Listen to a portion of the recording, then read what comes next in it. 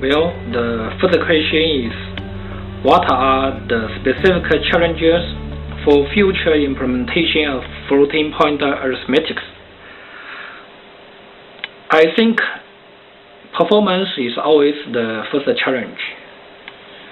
But nowadays, there are more and more floating-point units in processors.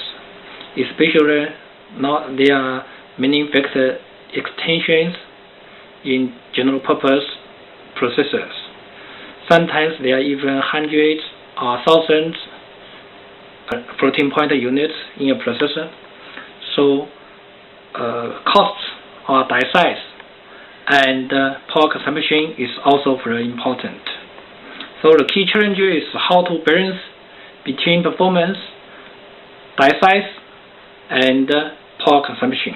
The second question is, do your team check academic publications when designing new units to incorporate good ideas, or do you find most of those publications unrealistic for practical purpose? That is, do you take advantage of academic research? Yes, we do take advantage of academic research. We borrow many ideas in academic research from papers during the progress of floating-point arithmetic in Loongson processors. However, the implementation is often different, which means we borrow ideas, but with different implementation.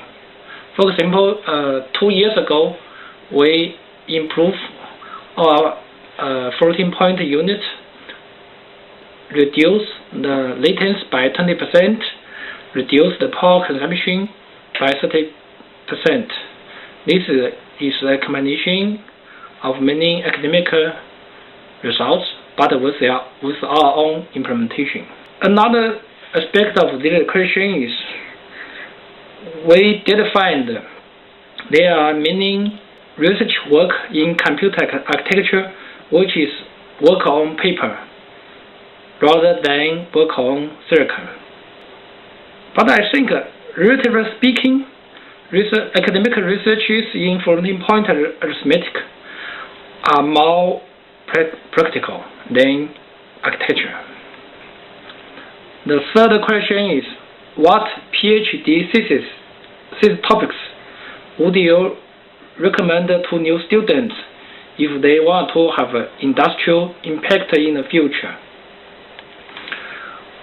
Generally speaking, we encourage PhD students to find their thesis topics from the practice of Loongson processor research, of Loongson processor development. We emphasize find questions from our practice. We do not encourage students to use the academic simulation platform and to improve the architecture of academic. Normally, we will find a problem from our Loongson processor development and find a solution and return the result back to our practice. So this is one aspect, which means we encourage students to find topics from their practice.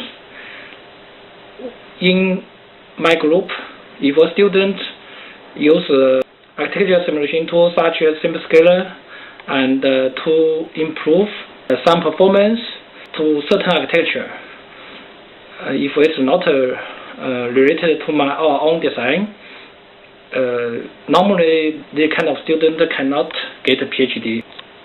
The second aspect of the problem is for architecture research. It's bounded by many things, such as compiler, such as algorithm, such as circuits. The room to do architecture research is very small. Hence, we encourage the academic research to break these limitations.